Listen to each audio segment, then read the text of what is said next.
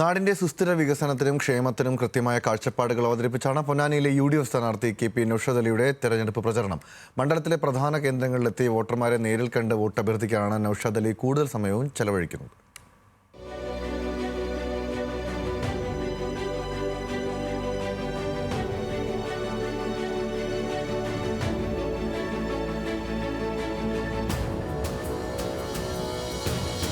പൊള്ളുന്ന വേനൽ ചൂടിനൊപ്പം തെരഞ്ഞെടുപ്പ് ചൂട് അതിന്റെ പാരമ്യത്തിലെത്തി നിൽക്കുമ്പോൾ പൊന്നാനിയിലും സ്ഥിതി വ്യത്യസ്തമല്ല. 2 പതിറ്റാണ്ടിലധികമായി ഇടതുമുന്നണിയുടെ സ്വന്തം സീറ്റ് ഇക്കുറി ഇളക്കി മറിക്കാനാണ് കോൺഗ്രസ് നേതൃത്വം KP നൌഷാദ് അലിയെ പൊന്നാനിയിലേക്ക് അയച്ചിരിക്കുന്നത്. MB ഗംഗാധരൻ ഫൗണ്ടേഷനിലൂടെ പൊന്നാനിക്കാരുടെ പരിചിത മുഖമായ നൌഷാദ് അലിയുടെ വിജയം ഉറപ്പിക്കാനുള്ള തീവ്ര ശ്രമത്തിലാണ് UDF പ്രവർത്തകർ. പ്രമുഖരെ വീടുകളിൽ ചെന്ന് കണ്ട് പരിചയം പുതുക്കുന്നതിനോടൊപ്പം കുടുംബയോഗങ്ങളിൽ വോട്ടർമാർക്കൊപ്പം നിന്ന് കാര്യങ്ങൾ വിശദീകരിക്കുന്നതിനും കൂടുതൽ സമയം ചെലവഴിക്കുന്നുണ്ട് നൌഷാദ് അലി.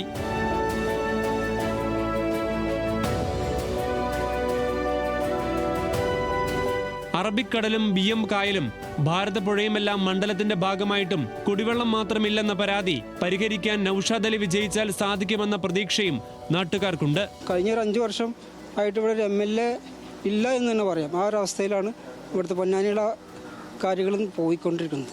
അപ്പോൾ അതിനൊരു മാറ്റം വരണം എന്നുള്ളത് ഇവിടുത്തെ രാഷ്ട്രീയ ഭേദമന്യേ എല്ലാ ജനങ്ങളും ആഗ്രഹിക്കുന്നുണ്ട്.